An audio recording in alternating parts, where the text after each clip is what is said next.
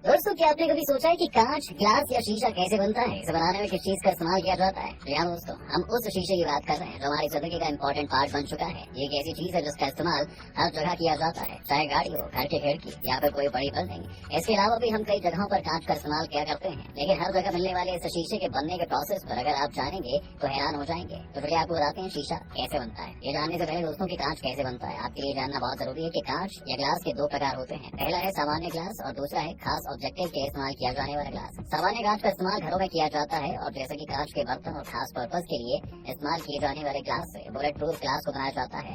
अब क्योंकि 90% चीजें सामान्य कांच से ही बनाई जाती हैं, इसलिए हम जानेंगे कि सामान्य कांच कैसे बनता है। कांच की मैन्युफैक्चरिंग रेत यानी कि सैंड से की जाती है। जी हाँ, रेत में मौजूद सिलिका का यूज करके कांच को बनाया जाता है, लेकिन कांच को बनाने के लिए सामान्य रेत का इस्तेमाल नहीं किया जाता। इसे बनाने के लिए ऐसे रेत का इस्तेमाल किया जाता है जिसमें 99% सिलिका प्रेजेंट होता है। सबसे पहले सिलिकॉन डाइऑक्साइड वाले रेत को हाई टेम्परेचर पर गर्म किया जाता है, तो यह पिघलकर एक लिक्विड सब्सटेंस यानी कि तरल पदार्थ में बदल जाता है। रेत को पिघलने के लिए करीब 1700 डिग्री सेल्सियस के हाई टेम्परेचर की जरूरत होती है। जब पिघली हुई रेत को ठंडा किया जाता है तो यह वापस अपने ओरिजिनल फॉर्म में आने के बजाय इसका इंटरनल स्ट्रक्चर पूरी तरह से बदल जाता है और यह एक अलग ही शेप ले लेता है। चाहे रेत को कितना ही ठंडा क्यों ना किया जाए, यह कभी भी सॉलिड में चेंज नहीं होता है, बल्कि यह एक प्रकार के फ्रोजन लिक्विड सब्सटेंस बन जाता है, जिसे साइंटिफिक लैंग्वेज में एमोर्फस सॉलिड के नाम से जाना जाता है। वहीं बात करें तो एमोर्फस सॉलिड लिक्विड और सॉलिड के बीच की कंडीशन होती है, जिसमें कुछ मॉलिक्यूल सॉलिड की तरह क्रिस्टलाइन ऑर्डर में और कुछ लिक्विड की तरह रैंडम ऑर्डर में होते हैं। तो ये कांच बनाने के प्रोसेस को आसानी से समझने के लिए थोड़ा स्टेप वाइज जान लेते हैं। बेसिकली इसे 4 स्टेप्स में पूरा किया जाता है।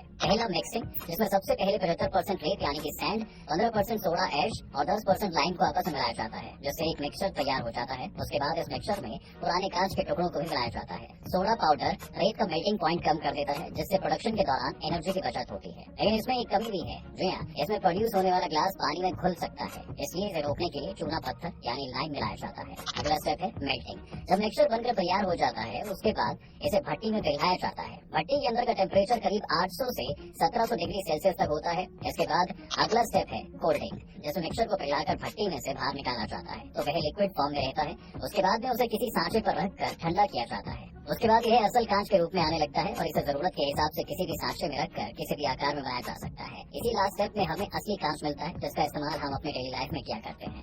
वहीं अगर दोस्तों खिड़कियों के लिए ग्लास की फ्लैट शीट बनानी है तो पिघली हुई रेत को इन धातु के बड़े बर्तन में डाला जाता है और ठंडा किया जाता है। हमें जिस प्रकार का कांच चाहिए उसके अनुसार कांच बनाने का प्रोसेस अलग अलग होता है। बनाए जाने वाले कांच के अपीयरेंस एंड क्वालिटीज को बदलने के लिए आमतौर पर केमिकल्स का इस्तेमाल किया जाता है, जैसे कि हरे रंग का कांच बनाने के लिए आयरन और क्रोमियम बेस्ड केमिकल्स को पिघली हुई रेत में डाला जाता है। ओवन प्रूफ ब्रोसिलिकेट ग्लास को बनाने के लिए पिघले हुए मिक्सचर में बोरोन ऑक्साइड डाला जाता है, जिसमें लीड ऑक्साइड को मिलाकर एक फाइन क्रिस्टल ग्लास बनाया जाता है। इसे लीड ग्लास भी कहा जाता है। लीड मिलाने से ग्लास का ट्रांसपेरेंसी बढ़ जाता है। इसके अलावा कुछ स्पेशल प्रकार के कांच को अलग मैन्युफैक्चरिंग प्रोसेस द्वारा तैयार किया जाता है। जैसे बुलेट प्रूफ ग्लास को कई लेयर्स और प्लास्टिक की बॉन्डिंग के साथ बनाया जाता है। कार्पेंटर शील्ड के इस्तेमाल होने वाले टफेंड ग्लास बनाने के लिए पिघले हुए कांच को काफी तेजी से ठंडा करके तैयार किया जाता है ताकि वे हार्ड बन सके। रंगीन कांच बनाने के लिए मेटेलिक कंपाउंड को पिघले हुए ग्लास में डाला जाता है, जिसमें अलग अलग मेटल्स के इस्तेमाल से कांच के अलग अलग पार्ट को अलग अलग रंग दिया जा सकता है। तो दोस्तों ये है कांच यानी कि ग्लास बनाने का पूरा प्रोसेस। यहाँ हम आपको ग्लास के बारे में एक इंटरेस्टिंग चीज बता देते हैं। क्या आपने कभी सोचा है कि ग्लास सॉलिड है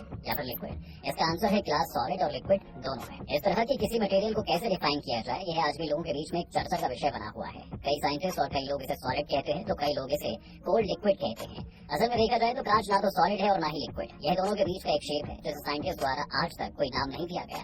बस हम इसे केवल कांच या फिर ग्लास के रूप में जानते हैं। जब किसी माइक्रोस्कोप की मदद से आप किसी कांच के भीतर देखेंगे तो आप पाएंगे कि जिन मॉलिक्यूल से यह बना हुआ है वो इरेगुलर पैटर्न में है। जी हाँ, इसलिए ग्लास को कई बार एमोर्फस सॉलिड भी कहा जाता है। इसके साथ ही ग्लास को फ्रोजन सुपर कूल लिक्विड भी कहा जाता है। यानी कांच एक लिक्विड है जो कभी जमता नहीं है। आसान भाषा में हम कह सकते हैं कि ये थोड़ा लिक्विड की तरह और थोड़ा सॉलिड की तरह है।